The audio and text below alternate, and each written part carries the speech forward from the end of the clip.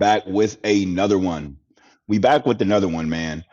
I'm not going to even say too much. Make sure you follow his YouTube, his IG, One Take AV. He has been quiet for about a good 4 or 5 years, but let's hear what he says just about his experience with divorce and what we can learn from it.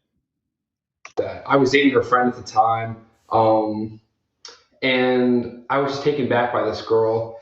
And then later in college, I ran back into her, and I still was like, "Wow, who is this girl?" I knew who she was, but in my mind, never would she be interested in a guy like me. And it just so happened.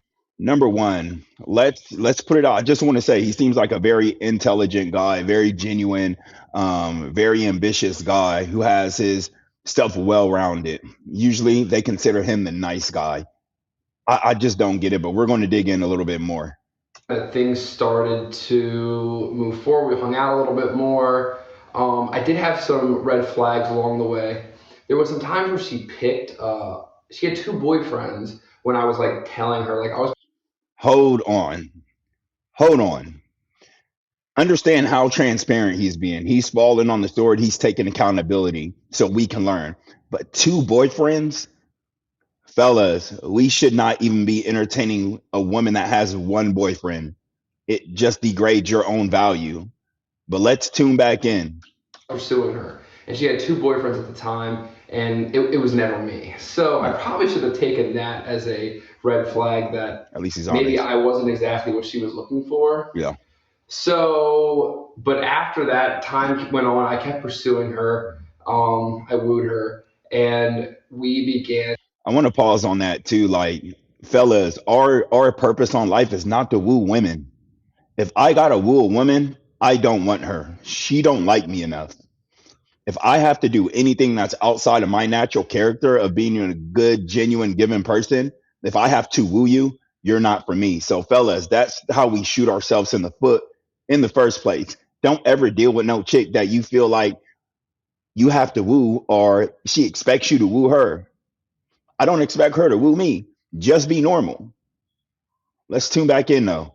And to start dating. We dated for about a year and a half, 2 years before I was like, this is the girl I definitely want to spend my life with. And I proposed. During that relationship, we had so much in common and we barely ever fought.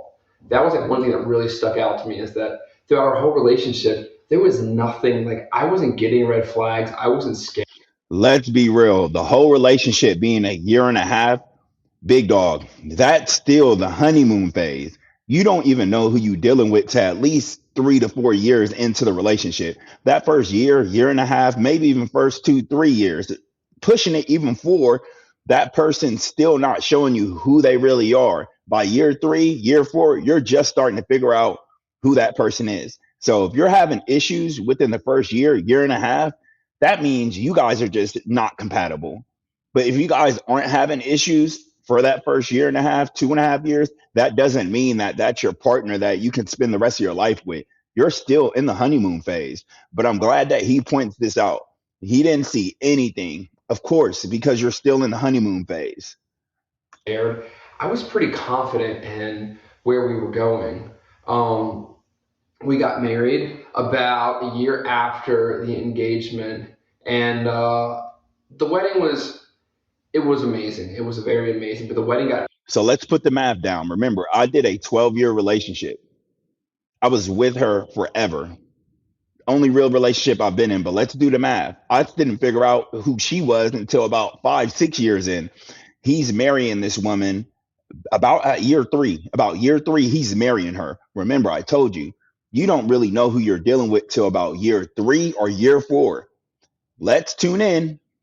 very big very quickly, and it became a lot. And now that I'm looking back after the fact, it definitely the idea of the wedding kind of trumped the purpose of the wedding.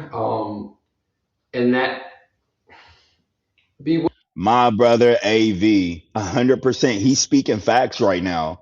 So many women just want the actual wedding ceremony.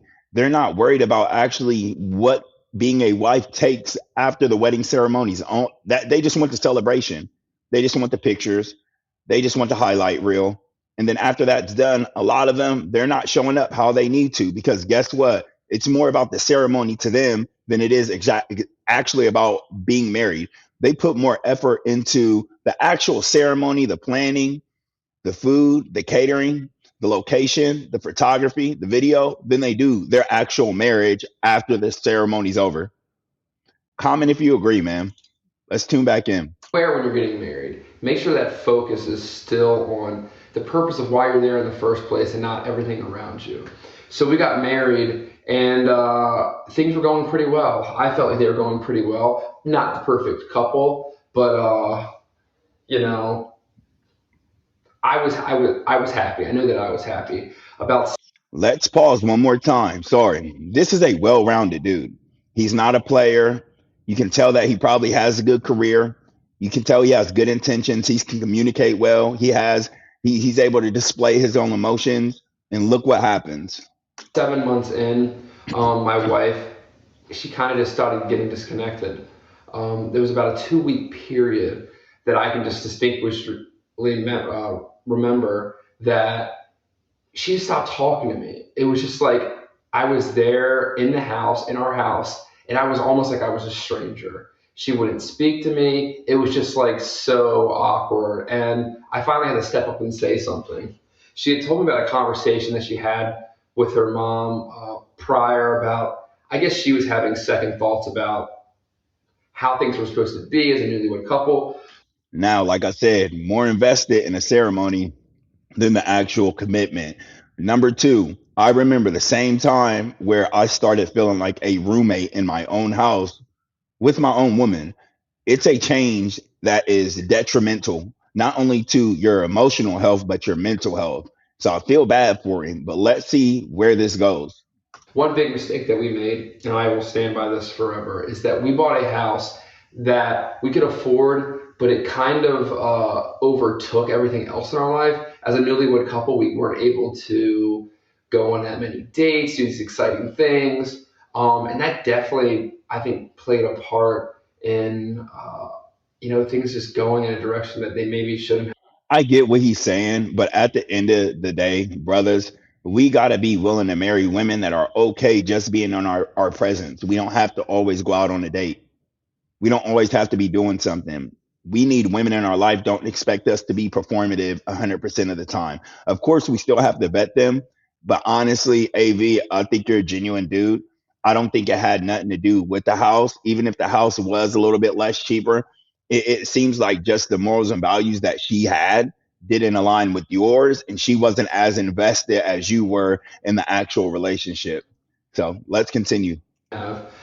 But once I had this conversation with my wife, and I was just so confused, and I was just trying to get some insight on what was going on in her head, because in my head I was really happy.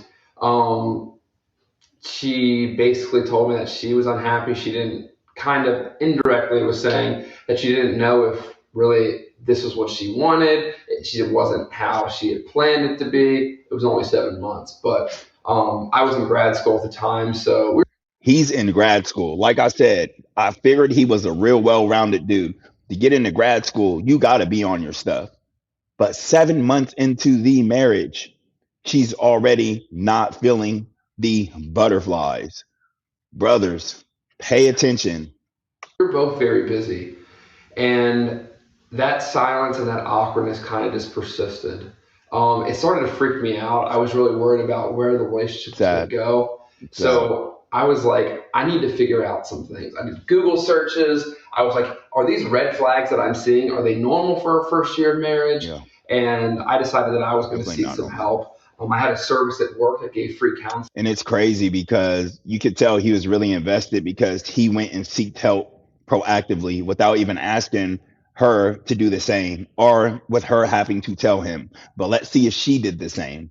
For me, and it could have been a couple situation. My wife was not interested in speaking to anybody. She was not interested in us doing that together. Man, see, And in general, she really wasn't looking to not invested.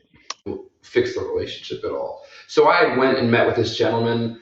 Probably on and off for about a year in the long run. But he had kind of said that some of the red flags were just not your normal red flags, and that would just kind of freaked me out. But I was I was all in. I wanted us to stay together. I think that she was trying to almost convince me that it was a mutual like And when I left my 12-year relationship, it was the exact same thing. She was already doing stuff that I found out later, but she was trying to convince me that we didn't need that it was a mutual thing, knowing that I wanted it to work. thing, but it wasn't. It wasn't at all. I Sad, was man. doing a lot of work to try to make things work. I joined this group at my church, and it really started to change me. There were so many things about being a husband that I had no idea about honoring your wife and really serving her and serving her needs and serving the greater goods of your relationship. And I really fell off the rocker there.